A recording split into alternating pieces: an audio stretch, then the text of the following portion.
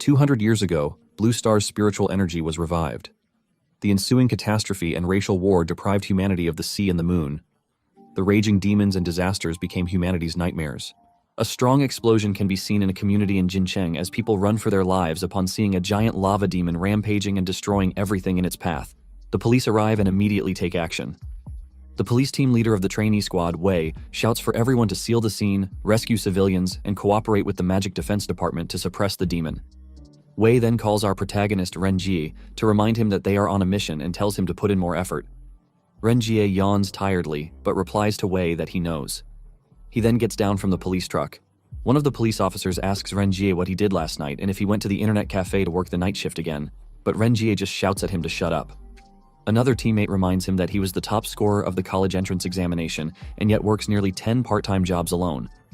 The man asks him if he isn't tired, but Renjie responds by asking if they think he wants to work so much and if they would give him money to spend if he didn't. Wei furiously shouts for everyone to shut up and focus. He then tells them that if they, as trainees, perform well and successfully become regular members, they will have the opportunity to be injected with the Enlightenment gene medicine. He reminds them that each field mission's performance is recorded on their assessment report card, meaning the more people they rescue, the greater their chances of becoming regular members. However, Renjie states that he isn't saving people just to become a regular member. This makes Wei ask if he wants to be a hero, to which Renjie responds that, according to Article 13, Chapter 2 of Siyao Hall's Rules and Regulations, anyone who rescues a person from a demonic disaster is rewarded with 200 yuan, with no upper limit. He adds that this clause also applies to intern team members. Wei hits him on the back of his head and angrily shouts at him not to risk his life for 200 yuan. Wei then reminds everyone that the prerequisite for saving others is to protect themselves and not to face demons directly unless they want to die. He also tells them that hunting demons is the responsibility of the Magic Defense Department, so they shouldn't interfere.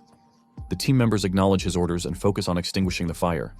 Suddenly, one of them nervously calls Wei, reporting a situation. A woman rushes out from the smoke, shouting for help. She falls to her knees in tears, begging them to save her child, who is still in the building and hasn't come out. She cries that her child is only 5 years old.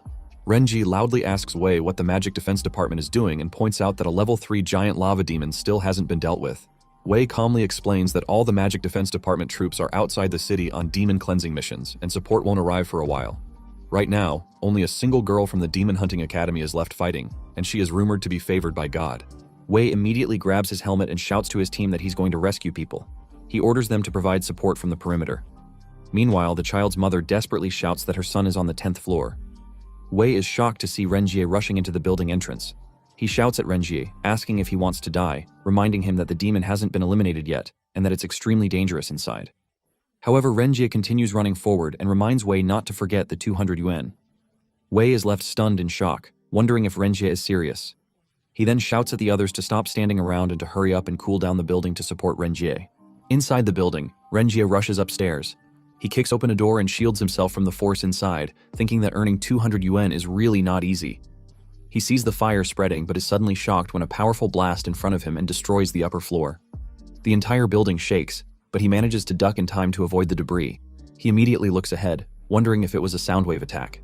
When he sees the demon fighting with a girl, he is shocked that the giant lava demon can actually release soundwave attacks. He wonders if the girl is from the Demon Hunting Academy, and upon seeing her clearly, confirms that genetic warriors are truly different. They can fight such monsters. Suddenly, he hears a child crying loudly, calling for his mother in fear. He rushes toward the sound and calls out to the kid. A few minutes later, he finds the child coughing due to the smoke. Renjie quickly reaches him and tells him to hold on, reassuring him that he has come to save him. Just then, the ceiling starts collapsing above them. Renjie shouts for the child to be careful and fortunately manages to grab him in time, avoiding the falling debris. Hearing the child coughing repeatedly, he takes off his mask, puts it on the kid, and tells him to hold on tightly. On the other hand, outside the building, the other police trainees were doing their best to extinguish the fire when Renjie emerged, holding the kid safely in his arms. Everyone was shocked, but amazed that he had made it out alive. They shouted excitedly, urging him to rescue their summer vacation homework. However, before he could react, a strong force erupted from the building. The demon barged out, still engaged in battle with the girl. She leaped into the air and launched her sword at it, but the demon managed to leap away just in time to evade the attack. It then took off at high speed, unleashing a powerful sound wave directly at the building. The impact completely cracked the structure. The girl immediately recognized the danger, but before she could intervene, the demon struck again, causing the lower floors of the building to explode. The entire structure collapsed, leaving everyone in shock. Their attention quickly turned to Renji, who was standing near the entrance. He looked back and in that moment, realized his fate. He was going to die. Calling out to Wei, he threw the child toward them, urging them to take the kid to safety. Wei managed to catch the child and called Renji's name in alarm, but it was too late. The building crumbled, trapping him beneath the debris. Afterward, everyone gathered around, calling out his name in tears. Unfortunately, he had not survived. A steel bar had pierced his chest, yet in his final moments, he found himself thinking that perhaps he had truly become a ghost. He wondered if he could still earn 200 yuan with his life, though he lamented that he wouldn't be able to spend it. The girl appeared before him, apologizing because he was about to die. He briefly wondered if she was an angel, but Jiang Juli only looked at him with pity and repeated her apology. As his vision blurred, he accidentally caught a glimpse of her underwear and questioned why anyone would wear piggy-themed underwear beneath a pleated skirt. A fundamental trust among people, he thought, had just been shattered. He muttered that the pink pig design was quite cute, which startled her. Furious, she called him a pervert, but her anger quickly turned to concern when she noticed he was slipping away. Panicked, she shouted at him to wake up, but he could no longer keep his eyes open. Renjie wondered if this was what death felt like. A sense of relief washed over him at the thought of finally getting some rest. It felt oddly comfortable, yet his mind drifted to his aunt Anning. What would she do? What about Yao Yao? How long could she survive with the demon scar disease? With those thoughts, he realized he couldn't afford to die. He wanted to live. Determined, he willed himself to stand, resisting the pull of the dark abyss of death. Later, at the hospital, the doctor announced Renjie's critical condition. His left arm required amputation, his lower spine had suffered a comminuted fracture, his internal organs had ruptured, and he had experienced massive bleeding. Multiple bones were dislodged, making his survival impossible. At 23:44, his heartbeat ceased, and brain death was confirmed. Upon checking his vitals, the medical team found no signs of life. Wei broke down in tears, apologizing to Tao Ran for failing to protect Renjie. With heavy hearts, they decided to cremate his body, unaware that his consciousness was still intact. Trapped in silence, he screamed internally, insisting that he could still be saved. However, his voice could only be heard within his pendant. His lifeless body was transported to the cremation chamber. He continued to call for help, but his voice remained unheard. Helpless, he watched as they placed him into the cremation machine. A wave of disbelief washed over him as flames engulfed his body. Were they really burning him? Had they truly given up on saving him? As his tears fell, they formed a rippling surface of water beneath him. He found himself standing on it, looking around in confusion. He questions where he is, and wonders if was this the afterlife. Suddenly, his pendant appeared before him. He recognized it instantly. It had been unearthed 10 years ago from the ruins of Jincheng's demonic disaster. Reaching for it, he recalled that he had originally kept it to preserve the memory of his family. Was it possible that this pendant was actually a treasure? As his fingers brushed against it, a brilliant light erupted from within, and the pendant fell into the water. He bent down to examine it but was stunned when the water surged upward, revealing a massive purple tree before him. He stared at it, bewildered. Why had a tree suddenly appeared? And why did it seem so strange? Cautiously, he reached out to touch it, wondering if it was demonic in nature. The moment his hand made contact, a powerful force burst forth from the tree. Panic surged through him as he demanded to know what was happening. A floating flame emerged, and a voice echoed through the air, declaring that the demon contract was complete. The contracted demon was identified as the Demon of Flames. The voice continued, revealing that the cost of demonization was making others cry. Shocked, he questioned the meaning of such a price, but the voice offered no further explanation. Instead, it stated that the price had already been paid. The process began, and the demonization contract was initiated. Meanwhile, outside, Wei put out his cigarette and asked solemnly if Renjie's body had been completely cremated. However, one of the men hesitated, noting that something was wrong. The body wasn't burning as expected. Confused, Wei turned back, demanding clarification. Before he could process the situation, the flames inside the machine intensified. A strange sound echoed from within, resembling a human heartbeat. The machine suddenly exploded. In a moment of sheer terror, Wei begged the Ghost King to spare his unworthy life.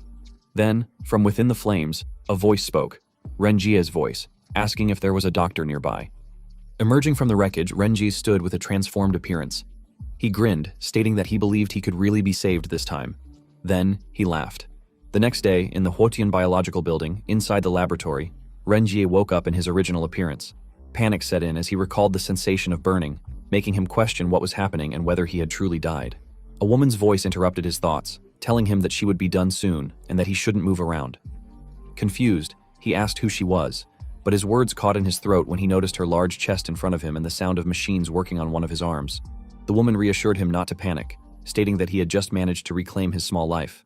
Trying to remain calm, he asked again who she was and where he was. She introduced herself as Nuo Yan, the person in charge of the Huotian Biological Laboratory. She then explained that it was their Xiao Li who had brought him there. Informing him that the procedure was complete, she encouraged him to test it out for himself. Sitting up, Renji realized that one of his arms had been replaced with a robotic limb. Yan proceeded to explain that it was the latest all-purpose robotic arm. She added that the previous owner of that model had used it while conducting an explosion experiment with 10 pounds of TNT. Though the owner had been reduced to ashes, the arm had remained completely intact. Amazed, Renji asked who Xiao Li was and why they were willing to help him. Yan revealed that Xiao Li was none other than Zhang Juli, the third young miss of the Huotian Biological Group. Realizing that he had no knowledge of this, she curiously asked about their relationship. At that moment, he recalled that Zhang Juli was the girl favored by the gods. Yan then told him that he was extremely lucky. Not only had he survived, but he had also successfully unlocked his gene lock and awakened a flame ability. Surprised, he asked how it was possible since he had missed the period for gene awakening long ago. Yan clarified that he was already in the awakened stage, but to maintain his body through practice, he needed to understand the fundamental principles of a genetic warrior. Still confused, he asked her what those principles were. She explained that 200 years ago, 12 spiritual springs had appeared on Earth, causing the planet's environment to change. Animals and plants absorbed the spiritual energy and evolved into spirits, gradually dominating the world and attempting to wipe out humanity. In response, human scientists had successfully unlocked the genetic lock and developed a magical gene-opening drug. By injecting it into ordinary people, human genes awakened, allowing them to absorb spiritual energy and fight against demonic spirits. However, when humans gained power by unlocking their genetic locks, they also had to pay a price. Renji, now more curious, asked what kind of price she meant. In response, she brought up the example of demon scar disease. Recognizing the term, he told her that his little sister suffered from it. Yan elaborated that if someone under a demonic contract failed to pay the required price, magical marks would appear on their body. As the disease progressed, it caused unbearable pain, akin to having flesh and bones torn apart. This revelation made Renjie think, was it possible that Yao Yao's illness was the result of being a demonic contractor? Seeking answers, he asked how demon scar disease could be cured. Yan regretfully informed him that, at the current medical level in Daxia, no cure existed. However, she mentioned that there might be a way to bring it under permanent control within the Dongtian demonic realm. Shocked, he pressed her for confirmation, and she explained that the realm was filled with dense demonic energy, which nourished demonic contractors. If a cure existed, it might be found there. Realizing that there was a chance to save Yao Yao, Renjie felt a renewed sense of hope. Yan told him that she had already taught him how to operate his new arm, so he should go home and study it himself. She warned him that if he broke it, he would have to return to her for repairs. Bidding her farewell, he assured her that he wouldn't trouble her again. A moment later, in the street, he was walking and staring at his robotic arm, thinking that it was amazing and that if he didn't study it carefully, he wouldn't be able to tell that it was a fake hand. He figured that when he woke up, he had a bizarre robotic arm and had disappeared for a few days, which meant his Aunt Anning and Yao Yao must be worried, so he knew that he'd better go home first. He then moved his shoulder, feeling it hurt a little because the anesthetic had worn off. Minutes later, he arrived at their shop and saw people gathered around, chatting, making him wonder what was going on and why there was a group of people gathered around the door. He got closer and heard a fat man asking if they chose customers when they were doing business. The fat man told his aunt and little sister that he would give them 300 yuan to wash a pair of underwear and asked them if it was too little. Anning apologized to the man but firmly said that there was no such service, making the fat man laugh and shout that with their kind of service attitude in doing business, it was no wonder they couldn't even afford the rent. The blonde man then teasingly told them that if the business wasn't good, they should move out as soon as possible because their brother Wang, while pointing at the fat man, wanted their place. Yao Yao grabbed a broom in anger and shouted at them to get out of there, but Wang just grabbed the broom while saying that Chick Yao Yao was quite energetic and that it was boring to beat someone with such a thin stick. Wang then grabbed Yao Yao out of her wheelchair while teasingly telling her that he had a bigger one there and that he didn't mind letting her use it, making Yao Yao shout at Wang that he was shameless and to let go of her. One of Wang's minions was about to ask who they thought they were when someone punched his face and slammed the bald man into the ground. The other Wang minions looked back in anger and saw Renji with his robotic arm, angrily shouting at them to get lost. Still, the chicken-haired man launched his fist at him and shouted that he was looking to die, yet he was easily punched in the face and pushed aside. Wang shouted, asking who that kid was, but he just told Wang that he had heard everything he had just said. Wang aimed a knife at him and shouted that whoever he was, he shouldn't mess with his good work and warned him that he would stab him to death. Renji just grabbed Wang by the chin, breaking a few of Wang's teeth, and shouted at them to get lost. Wang let go of his knife in pain, and Renji snatched his little sister Yao Yao away from Wang while still lifting Wang with just one hand. Wang struggled to breathe, which Yao Yao noticed, and she worriedly stopped him. He noticed that if he continued, he would strangle Wang to death, so he let go of Wang, who slammed into the ground hopelessly. He then shouted at them to get out of there and warned them that they wouldn't be so lucky next time. The blonde man rushed to help Wang and told him that they should run, but Wang still called him a stinky boy and ran away while shouting at him that if he had the guts, he should just wait. When the bullies were gone, he looked at his human arm, wondering if the white mist was the power of emotions. He then entered their shop, and his aunt excitedly told him it was great to have him back. Yao Yao asked him what was wrong with him and why he seemed so weird, but he simply replied that he was fine. Anning then noticed his hand and asked him what had happened, but he just smiled and told them that from now on, no one would dare to bully them again. Yao Yao then excitedly told him that the punch he had just given was so powerful. He agreed and told them that he was so hungry. Anning rushed to the kitchen and told them to have a good rest while she cooked. Later at night, he was in his apartment resting in his bed, thinking that in such a short period, so many things had happened and his body had also changed. But then he felt a strong pain inside his body and felt his heart burning, making him scream that it hurt. The place around him then burned and turned into blood, making him panic and wonder what was going on. He then fell into darkness, making him feel extremely uncomfortable. He then saw the demonic tree with the floating flame, recognized it, and wondered why it was there. But then he felt that he had no control over his whole body and that something was being sucked out of him. The three then began sucking something from him, which caused so much pain and made him scream. The three then poured a dark power into his body. He felt unbearable pain without knowing that he was in the third stage of awakening. He then remembered that since the Dangtian demon realm had eroded the 5 spiritual springs into demonic springs, demonic energy only existed in the demon realm. If a demon contractor wanted to cultivate and advance to the next level, they had to rely on demonic energy. However, he hadn't expected that in a world filled with spiritual energy, demon spirits could actually transform spiritual energy into demonic energy. He knew that the prerequisite for this transformation was consuming a large amount of emotional power.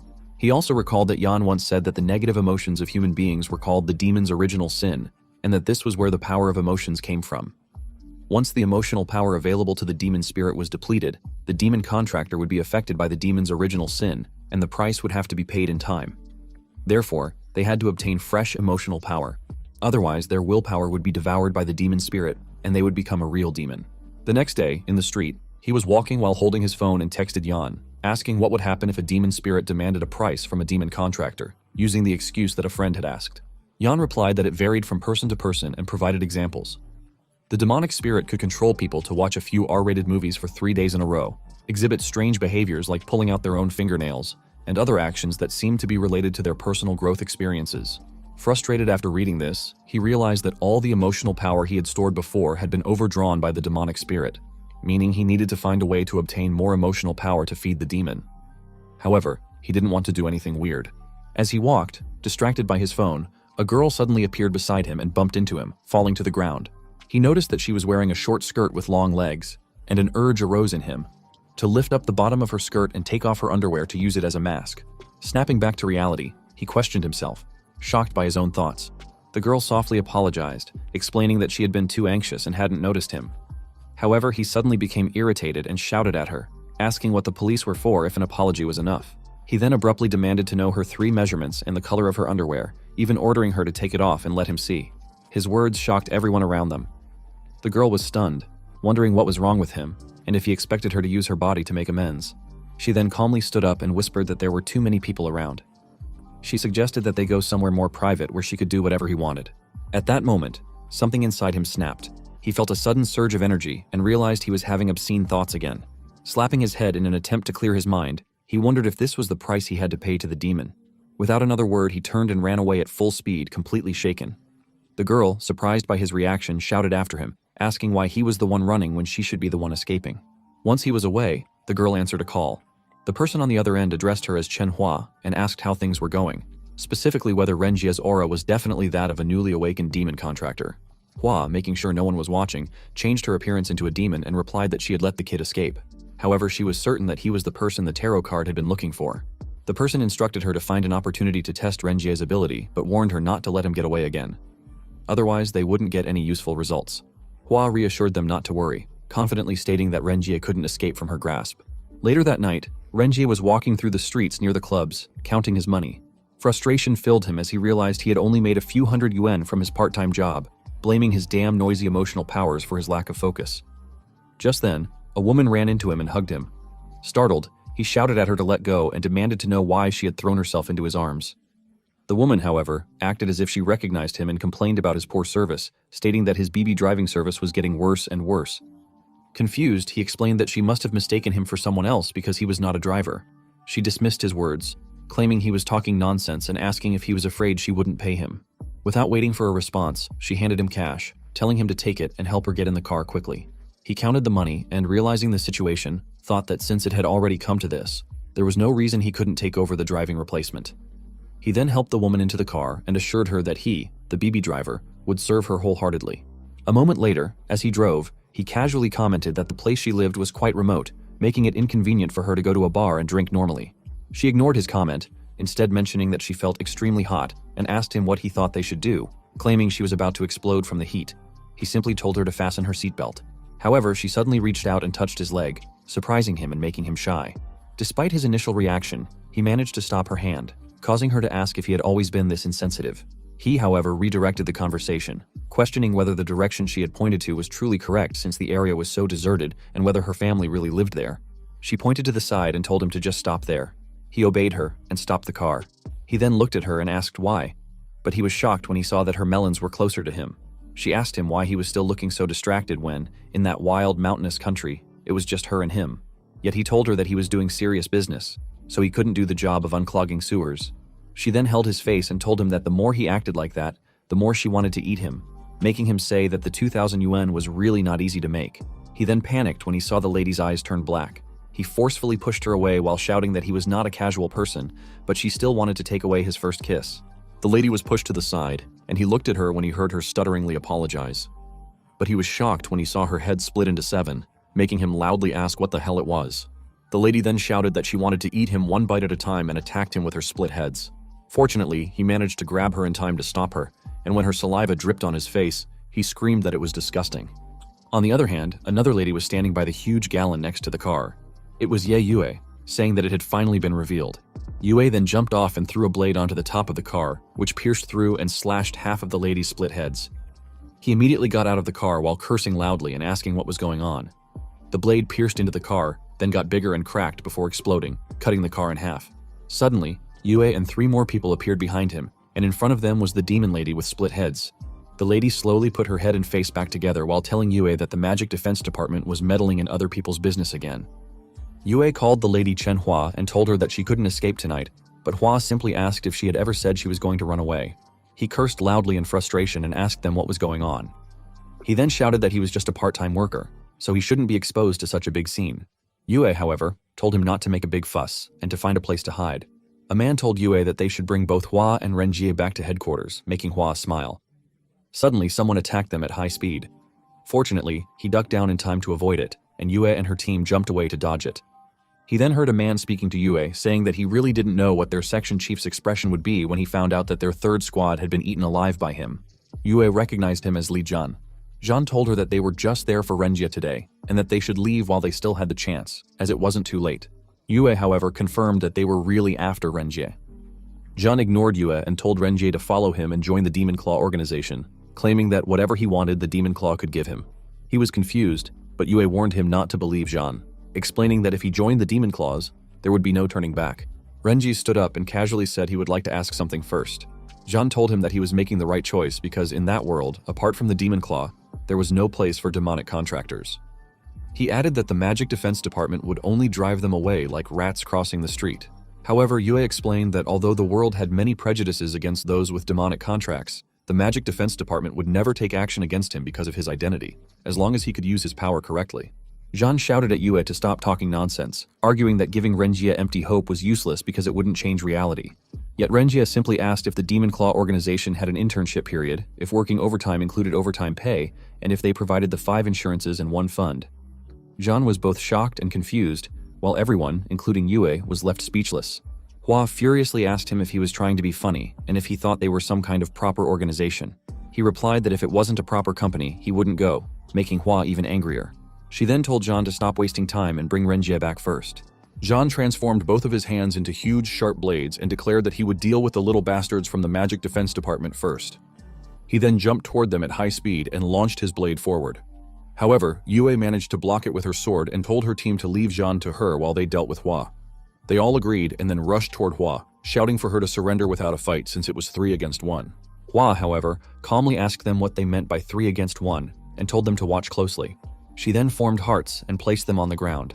Sharp objects emerged from the hearts and monsters with blades on their backs were born from them. She then ordered them to peel off their skins because she was going to make a human skin mount. Meanwhile, Yue and Jean were fighting in sync on the side, blocking and countering each other perfectly. Jean taunted Yue, asking if that was all she had and teasing her that there was no thrill at all. Angrily, she responded that he was celebrating too soon. She then turned her blood sword into liquid blood and threw it at Jean as a blood explosion. However, Jean blocked it with his arm blade just in time and managed to stop himself from being pushed too far back. He then teasingly shouted that it wasn't enough and changed his blade arms into sharp claws. On the other hand, Renjie was running away, thinking that if he had known things would turn out like this, he wouldn't have taken that life-or-death substitute driving job. He knew that Anning and Yao Yao were still waiting for him at home, so he hurriedly took the opportunity to slip away. However, he stopped in his tracks when Hua appeared in front of him with her split head again. She then launched her split face skin at him, making him scream in fear. He then shouted to Hua that he really had no interest in her while his chest burned with fire, but Hua shouted back that she couldn't wait any longer and would swallow him alive in one bite. Yue called out to one of her team members, Yejun, to quickly protect Renjie, but Yejun replied that they were stuck. Yue then forcefully pushed Jean's blade away and rushed toward Renjie, shouting at Hua not to even think about getting in her way. Hua was wrapping its face around him, but Yue was still in the distance. Fortunately, his demonic power activated, releasing a strong fire that caused an explosion, destroying the nearby establishment. Yue was shocked upon witnessing it, while Hua screamed in pain, clutching her face. Yue wondered how it was possible, knowing that only those with divine blessings could harm demons, and questioned why Renjie could hurt them. Hua then shouted to Jean that Renjie had ruined her face, demanding that his skin be peeled off. She urged Jean to stop dawdling and take Renjie away. Jean then rushed toward Renjie, declaring that those who stood against him would die. He claimed that he could no longer care about anything else and would halt them first. Yue immediately put her hands together, casting and activating her divine manifestation, Blood Moon Skies. She then aimed a huge blood spear at Jean and released it, fortunately hitting him in the stomach. However, Jean simply grabbed the blood spear and pulled it out, laughing as he praised Yue's power. He acknowledged that her attacks were strong, as expected of a divine vessel, but insisted that he was much stronger. Jean then activated his demonization, Thousand Blade Demon. Yue jumped back to create distance and ordered Yejun and the others to protect Renjie while she held them off. Jean then launched his claw using his Ghost Blade skill and told Yue to face her death. She countered by launching her blood spear, but it shattered into pieces, sending her flying backward. Jean taunted her, calling her pitiful and saying that another divine vessel was going down. He teasingly asked if she was scared, but Yue only urged her team to hold on, reassuring them that reinforcements were on the way. Suddenly, Jean pierced his sharp claw into her stomach and mockingly asked what reinforcements she was talking about, saying they would never arrive in time.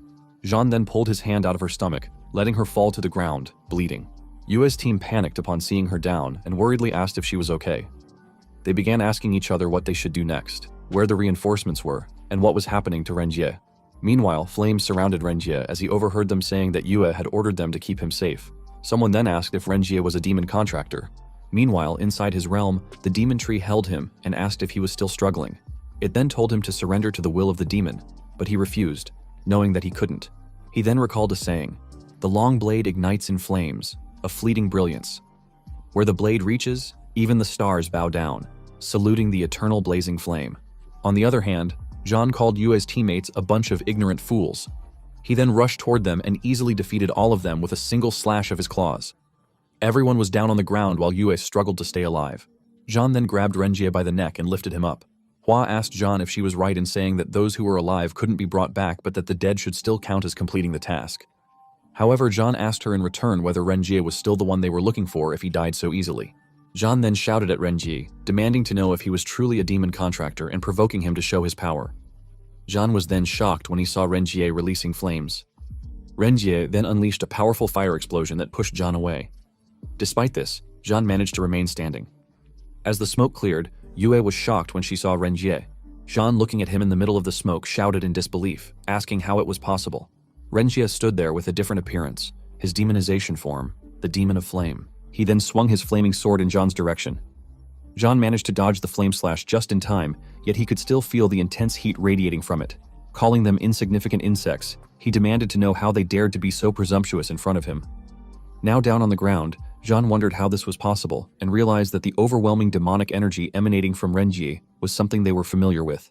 Yue, who was being helped by her team, couldn't believe that Renjie's power was strong enough to push Jean back with a single move. Renjie then gathered his flame power in his hand, drawing in both Jean and Hua in the process, causing them to panic. However, Jean suddenly realized that this power might belong to the Demon King, and Hua confirmed that Renjie was the very person the tarot card had been searching for. Yue, hearing this, wondered if the tarot card was truly looking for Renjie. Renjie then declared that enraging him meant only death awaited them. Clenching his fist, his flames hardened, forming sharp tendrils that pierced into Jean and Hua's bodies, making them scream in agony. Jean, in desperation, called upon the great Demon King, shouting that the task was complete and that they had found the person he was looking for. Hua, however, only screamed that she didn't want to die. Unfortunately for them, the flames consumed their flesh slowly, burning them alive. Renjie watched them burn calmly, telling them they were nothing more than ants, mere sacrifices for the Tree of Demons. He then unleashed a powerful burst of flame around him, forcing Yue and her team to shield their faces.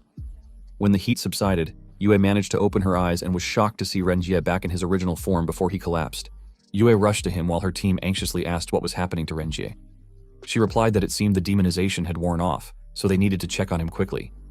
They surrounded him, and Yue confirmed that he was still alive. One of the men then told Yue that Renjie was too dangerous and asked how they should handle him. She responded that it was connected to the tarot card, meaning it wasn't a simple matter, so they should take him back to headquarters first. The man was about to carry Renjie, but Yue noticed that his wounds were more severe than expected and suggested carrying him herself. Yue then ordered her teammate Yejun to take care of Yung Xiao, to which Yejun agreed, saying he would contact headquarters to check on the reinforcements. However, another man bitterly remarked that he was used to it. Reinforcements always arrived only after the battle was over. Suddenly, Yue was shocked when she felt Renjie's hand squeezing her chest. Furious, she threw him to the ground and called him a pervert. He looked back at her, seeing her practically flaming with anger, and panicked. He quickly asked if she would believe him if he said it wasn't intentional, but she only called him a dirty pervert. Yet, even as she scolded him, she couldn't help but wonder how he had recovered so quickly after demonizing. She was amazed by his self-healing ability and suspected that the demon he had made a pact with was no ordinary one. Renjie then casually stated that he had nothing more to do there and that his family was waiting for him for a meal, so he would be leaving.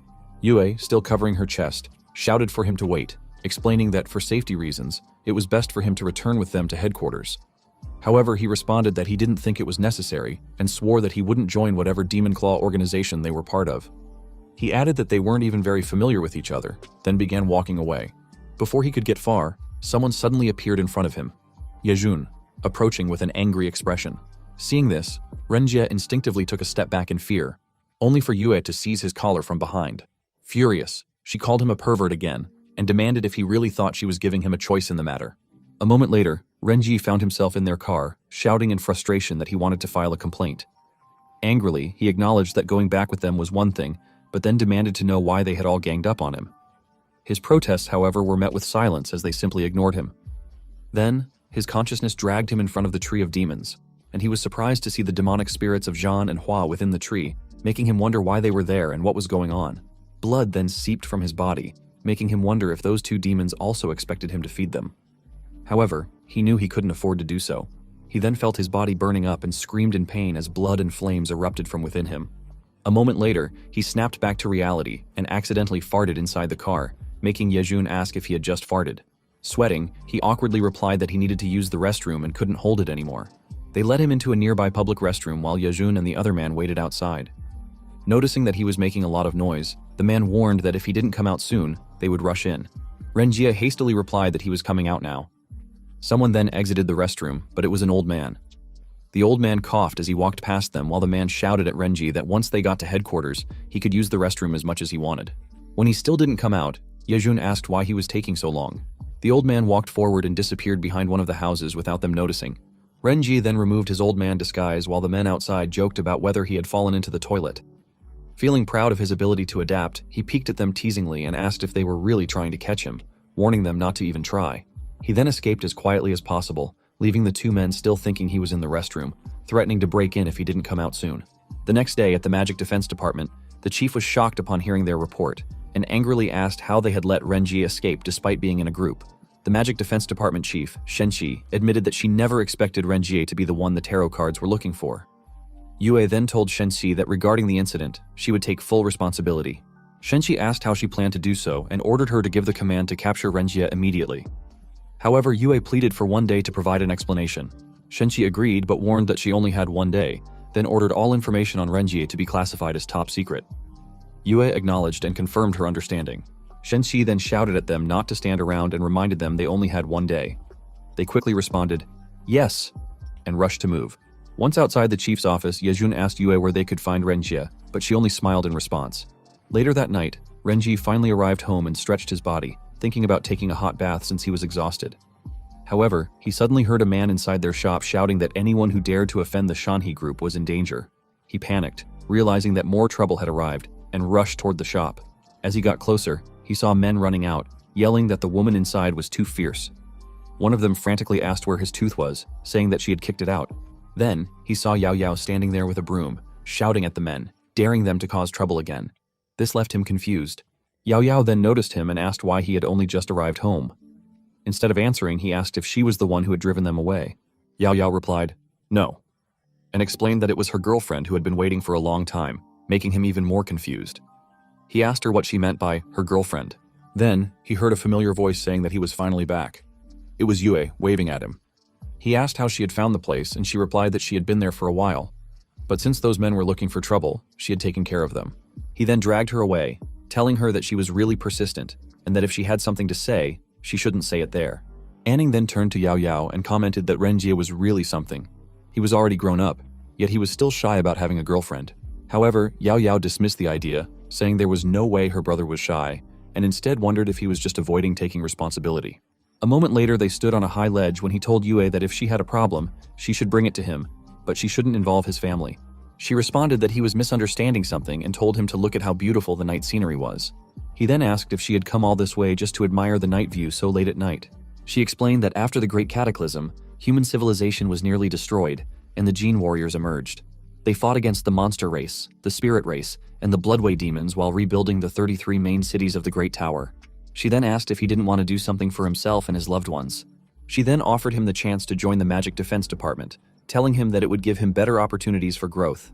After thinking for a moment, he told her that he admired them for protecting the country, humanity, and sacrificing their lives. However, he was different. He only wanted to protect his home and those closest to him. She replied that she understood and acknowledged that he worked hard to treat his sister's illness. Then, she asked him, what if she told her that the Magic Defense Department has the ability to cure your sister? This shocked him, and he asked her in disbelief if she meant that the Magic Defense Department could heal Yao Yao's demon scar disease. He then shouted at her that it was impossible and told her not to lie to him because suppressants could only temporarily slow down demon scar disease, but they couldn't remove it. However, she calmly explained that she was not lying and that there was a spirit medicine called lantern grass, which had the ability to remove demon scar disease, but the Magic Defense Department was still researching it. He was stunned in surprise and asked her again if the medicine was real, to which she guaranteed that it was and assured him that she didn't joke about such things. Smacking the bar, and told her that if it could cure Yao Yao's illness, he was willing to join the Magic Defense Department. She immediately accepted and told him she would contact him and arrange for his registration. He then waved goodbye, telling her not to worry and that he would be ready whenever they were. As she watched him leave, she thought to herself that he was sly. She then called Shenxi to report that Renjie had been settled, but there was a condition. When she explained the condition, Shenxi was shocked and shouted at her, saying she could allow the suppressant but questioning if she really dared to promise lantern grass, emphasizing how precious it was. Shenxi then angrily declared that her team's budget for the next quarter would be halved, leaving her speechless. The next day, he arrived at Xiao Hall, thinking that his daily routine would continue as usual. As he headed to work, the Magic Defense Department still tried to take advantage of him. He walked past the police in the hallway and headed to his office. Wei asked why he had just arrived, while his colleague excitedly told him that a major problem had occurred. He placed his bag in his locker while asking what the major problem was. His colleague then asked if he had been specially recruited as a student by the Demon Hunting Academy. Renjie then noticed a letter in his locker while Wei excitedly told him how lucky he was, explaining that if he passed the test, he could enter the academy. However, Renjie casually rolled up the paper and tossed it away, saying he wasn't interested. Wei was shocked and asked him what he was daydreaming about, urging him to go there immediately. His colleague agreed with Wei, telling him that if he went to the Demon Hunting Academy, he could become a professional demon hunter. But Renjie dismissively asked who cared about being a demon hunter and stated that he just liked being with everyone. However, his decision changed instantly when his colleague mentioned that the commission for a single mission as a professional demon hunter could be at least a few $100,000, and sometimes even millions. He immediately grabbed his colleague by the collar, shouting at him to tell him the test location faster. Later he arrived at the Xiao Officer Test Training Hall, knowing that to enter the Demon Hunting Academy, he first had to pass Xiao's officer test. He thought it wouldn't be a big deal. He then asked Wei why there were so many test candidates that year, and Wei replied that he had the same feeling because he heard there was a manpower shortage, leading other departments to come there to poach people. The host noticed Wei and asked if he was bringing a new batch of recruits for the test. Wei sarcastically asked if the host would lose his job if he didn't bring people, making the host laugh. The host then jokingly told Wei that with his age he should just retire, as he was only an old martial artist, not a gene warrior, and questioned the point of him charging into the front lines. Wei ignored him and told Renjie and another man to give him some face, which they both agreed to. Just then, Renji noticed Julie in the crowd and wondered why she was there. Julie also recognized him and stared at him. The lady she was speaking with asked if she knew Renji, but Julie simply replied, no.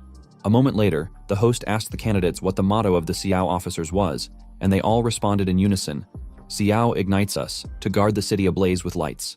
The host praised them, and then announced that the test would include a bonus of 30,000 yuan for the highest total score. Their first test was barehanded rope climbing.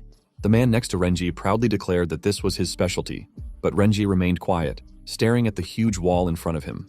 The host then instructed everyone to get ready and shouted for the test to begin. The men next to him immediately rushed to the ropes and started climbing, leaving him behind. Renjie then grabbed the rope and jumped, instantly getting on the top. He apologized to his competitors, telling them that he would be going first. His competitors noticed his robotic arm and immediately shouted at an officer, claiming he was cheating. The lady next to Julie was shocked that no one was monitoring Renjie's actions and commented that he had installed a mechanical arm with such advanced functions. She then asked Julie if it was her brand, but Julie was speechless with frustration, realizing that he was really using it. The host was stunned, realizing that the rules never explicitly stated that mechanical arms were not allowed.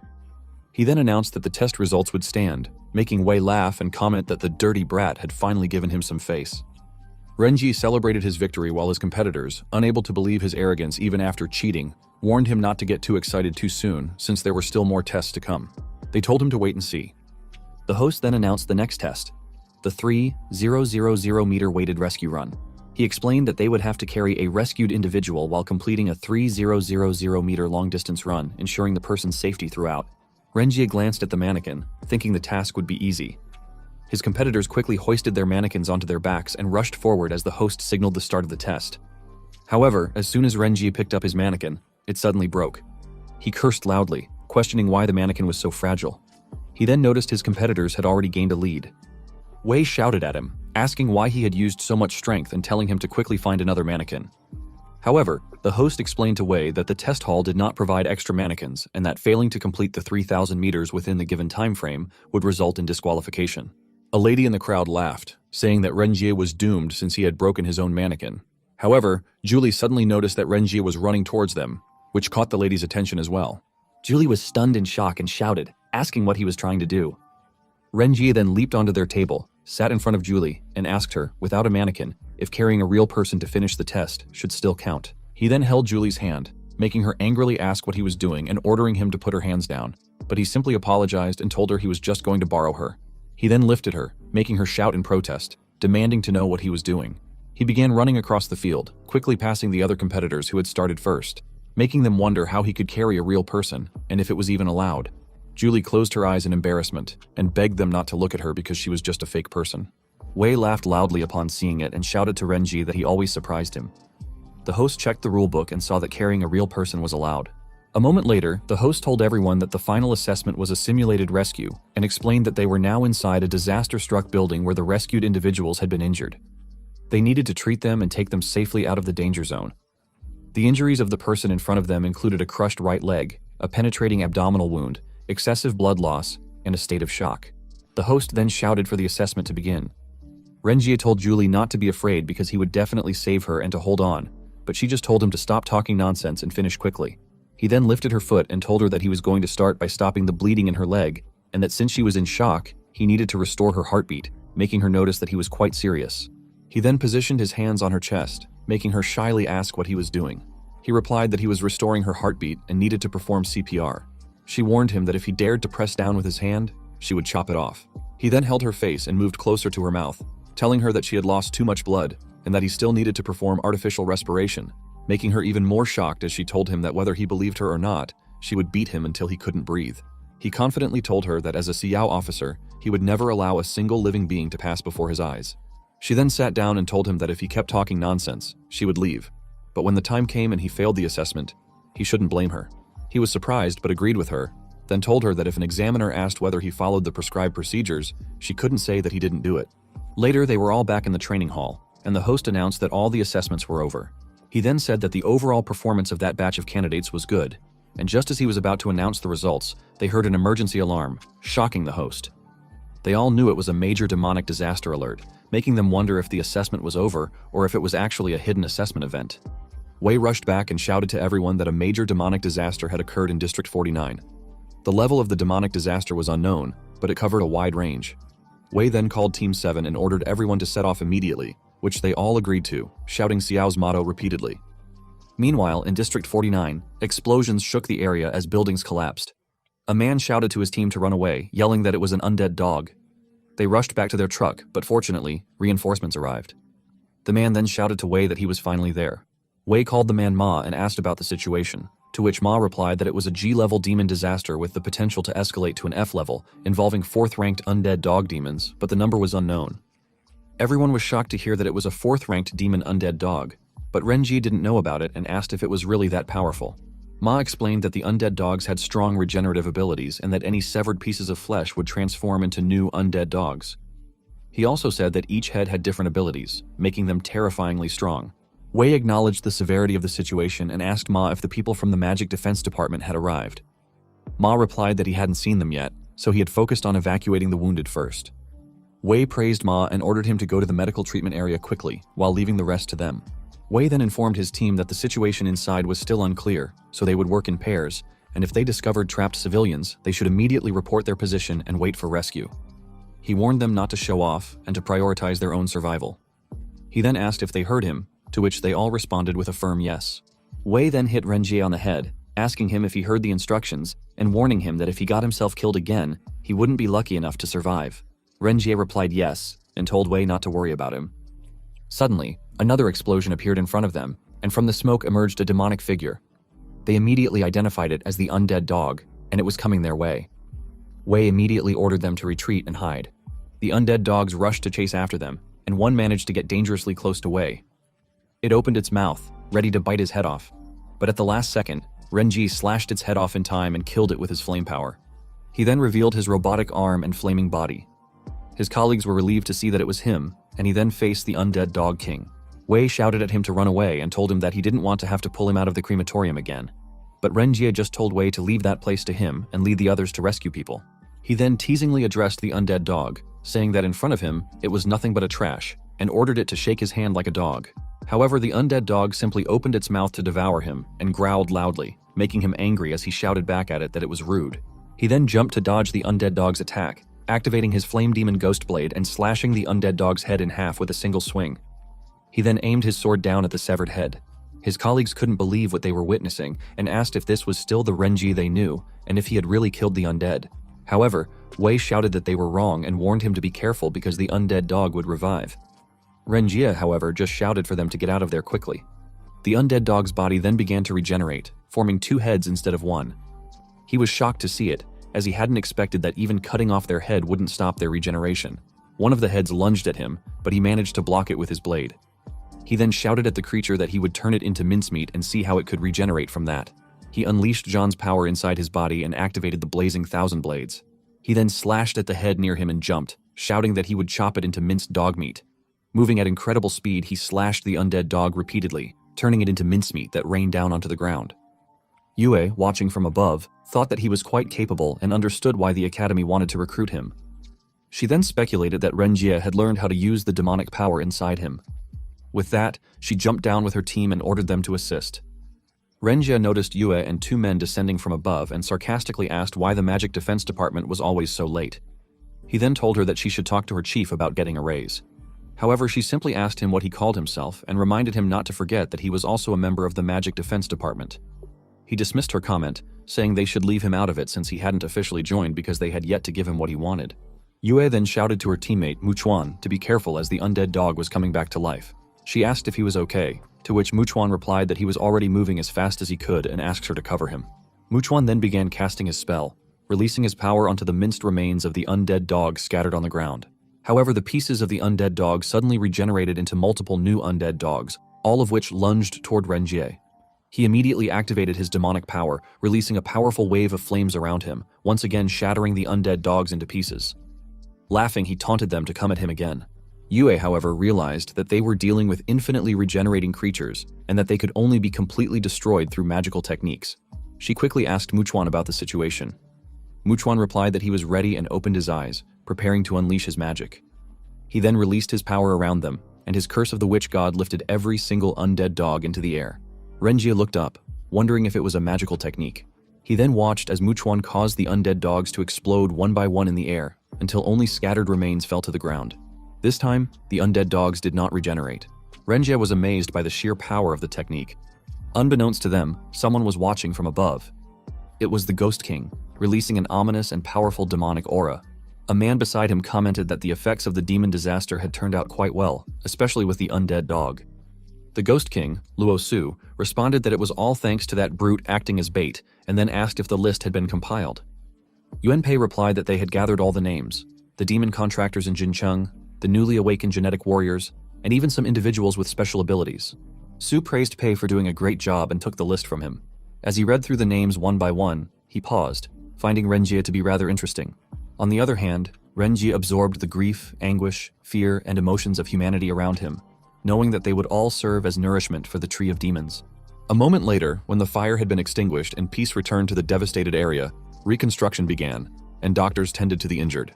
Renjie walked to the side and saw Wei sitting, knowing that he had been a Xiao officer for many years, witnessing countless lives lost. Yet every time a demonic disaster ended, he still found it difficult to remain calm. Wei added that it was the job of a Xiao officer, and in the end, there were very few who died a good death. Renjie approached and asked how he was, making Wei cough in surprise before responding that his old bones weren't dead yet. Wei then advised him to leave and go to the Demon Hunting Academy to further his studies and become a demon suppressor, saying that he would have better opportunities for development. However, Renjie asked if it wouldn't be better to remain a Xiao officer and save people from disasters. Wei called him silly and told him that no matter how many people they saved, it would never be enough. He explained that being a Xiao officer couldn't prevent the occurrence of demonic disasters. However, if Renjie became a demon suppressor, hunting down demons and stopping demonic disasters at their source, it would be far more meaningful than simply being a Xiao officer. Renjie then told Wei that there was something he had always wanted to ask him. Wei asked if it was about the Jincheng Grade A demonic disaster 10 years ago, saying that it was a memory he didn't want to recall. However, he still went on to explain that 10 years ago, creatures from the Dengxian demon realm had poured into Daxia, destroying cities one after another. Wei suddenly stopped and asked why Renjie was bringing it up after all these years. Renjie replied that the demonic disaster had an important connection to his life and that he had been trying to figure it out. Wei noticed his serious expression and asked what was going on, but Renjie simply said it was nothing and that he was just curious. He then waved goodbye to Wei, saying that he would be leaving first. Wei shouted after him, reminding him not to forget what he had said about going to the Demon Hunting Academy. Renjie responded that he would consider it. Then, he shouted back at Wei, reminding him to apply for his bonus later because he had rescued 341 people, which would earn him 68,200 yuan and a medical subsidy of 100,000 yuan. Wei called him a brat. A moment later, as he was walking while the other reinforcements were inspecting the area, he received a call. When he answered, it was Yue, telling him to come to the Magic Defense Department the next morning because the chief wanted to see him. However, he refused, saying they hadn't given him what he wanted.